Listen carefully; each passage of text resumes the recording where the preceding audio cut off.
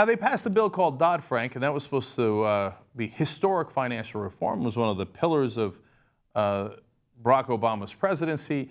Now, of course, Wall Street and their henchmen in the Republican Party, and a lot in the Democratic Party, too, have been chipping away at that. I've got the latest for you on that. Before we go to that, though, I found this great video. Mark Sumner wrote about it on Daily Kos. And it's Jim Cramer talking on the Today Show to Matt Lauer about how well the corporations are doing. Well, it's true. Wall Street, corporate America is doing fantastic. And he thinks this year they might actually share the wealth with you. Get a load of this hilarious clip. So are we going to see the year, we talk about this a lot, and we have in the past, will this be the year that Americans see a real raise in terms of their ability to have a good lifestyle? Yes, because this is a year where the companies have so much profit that it would be embarrassing if they didn't return it to some of the workers. It's been embarrassing in the past, though. We've seen that happen. That's true. The CEOs are overpaid. I'm not going to change my mind about that. But I do think that there will be such great wealth and such success for so many companies in 2015 that don't be surprised if you get a raise even if you didn't ask for it. Okay. No, this year it would be embarrassing if they didn't share the wealth. Don't be surprised if you get a raise you didn't ask for. No, I would be surprised. Go ahead, I give you permission to be surprised. Look at this nonsense they put on the air. Like, no, this year it would be embarrassing all those other years and they still haven't done it. Isn't it amazing that if Jim Cramer is honest about what he's saying, that he has no idea how capitalism works? Executives don't think, wow, boy, this would be a little embarrassing, wouldn't it, if I took all of the money again this year? Oh, I'll share it with you. I'll give you raises you didn't need or expect or that I thought I could get away with or couldn't get away with. No, they're going to keep the money again this year, Jim. I got bad news for you because that's how it works. They're going to keep every single penny they can. Oh, God, that was embarrassing to look at, man. I know some of my executive friends are a little overpaid. CEOs, Colleen G, we're a little overpaid. But this year, seriously. And if it's not this year, don't do anything. Don't do anything rash, okay, like getting money out of politics. No.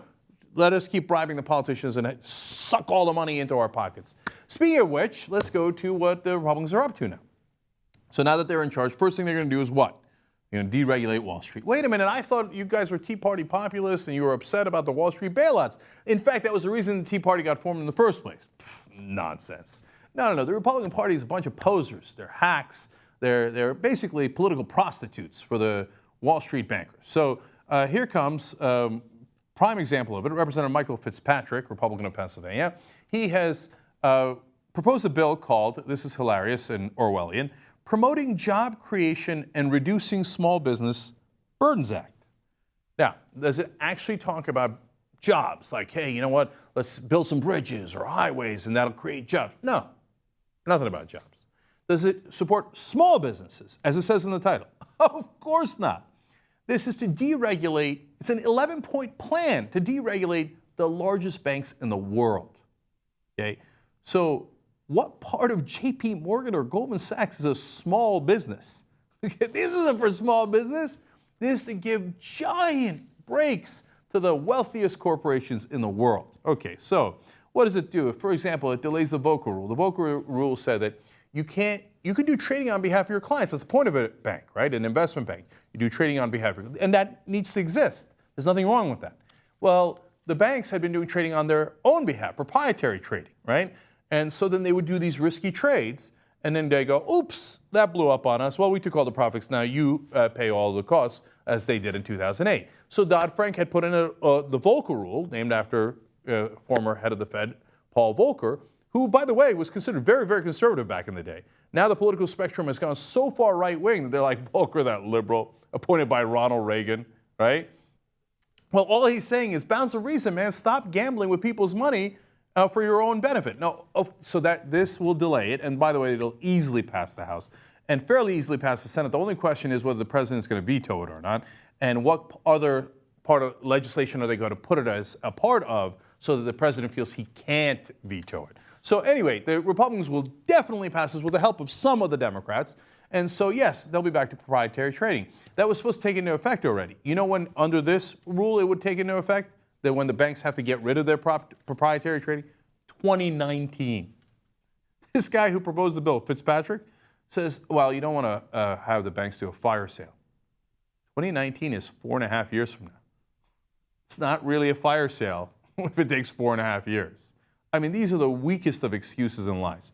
All right, more parts of it. It would water down rules on private equity firms, deregulate private equity firms even further, so allowing them to do all the shenanigans that they do.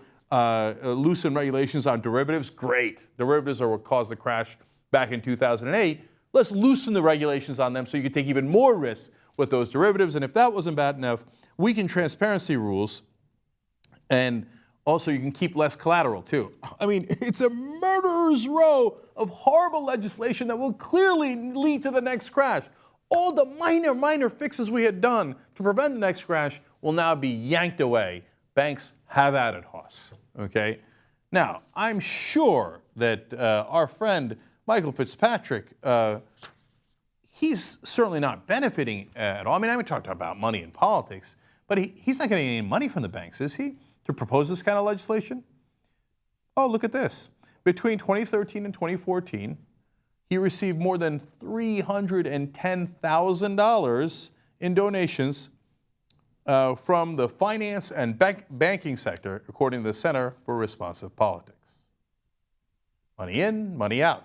He gets $310,000. They get billions of dollars of risky derivatives trading, which leads to hundreds of millions and oftentimes billions of dollars in profits for them. We get an economic collapse that we'll have to pay for. Money comes from somewhere. It's going to come out of our pockets, as it did in 2008. Now, just a little bit more details into the bill. Marcus Stanley explains he's for Americans for Financial Reform.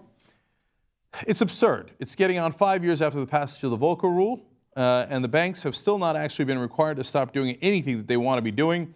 And anytime we get close to the point where they could, somebody comes in with an extension, which is exactly what's happening now. Huffington Post explains a little bit more details about the riskiness of this. Collateralized loan obligations, or CLOs, are complex contracts similar to the mortgage securities that crashed the economy in 2008. To create a CLO, banks package dozens of risky corporate loans together and then sell slices to investors. I mean, this is almost exactly what happened before the 2008 crash. And then they explain the Office of the Comptroller of the Currency, a major bank regulatory agency, warned in December that the corporate debt market is overheating and becoming increasingly dangerous. And in that time of danger, what are the politicians doing?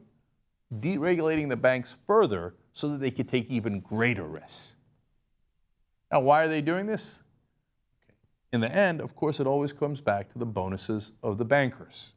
So CNBC, of all places, had a really nice article about how strip clubs in New York are doing far better than they used to because the bankers are back with all their money.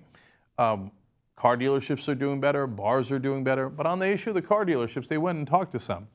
A salesman, they explained, at a high-end car dealership in Manhattan that specializes in selling Bentleys, Rolls-Royce, and Lamborghinis that range from $100,000 to $500,000, said that the fourth quarter was the best quarter ever. They quote one car salesman as saying, "I'm very optimistic for the first quarter of 2015. I've had many customers tell me they are going to pull the trigger once they get their bonuses. I even had a guy that told me he was looking to pick up 2 cars." 2 Bentleys for everybody! Wall Street's back! Tick, tick, tick, tick, tick, tick, tick, tick. This is a financial time bomb. It will explode on all of our heads. And the people who brought it to you are the corrupt politicians and the people who bought those politicians. The Wall Street executives who are buying 2 Rolls Royces at a time now. So when it happens, do not be tricked or deluded by anybody into thinking that it was anything but this. They did it for their own personal gain, both the politicians and the people who bought them.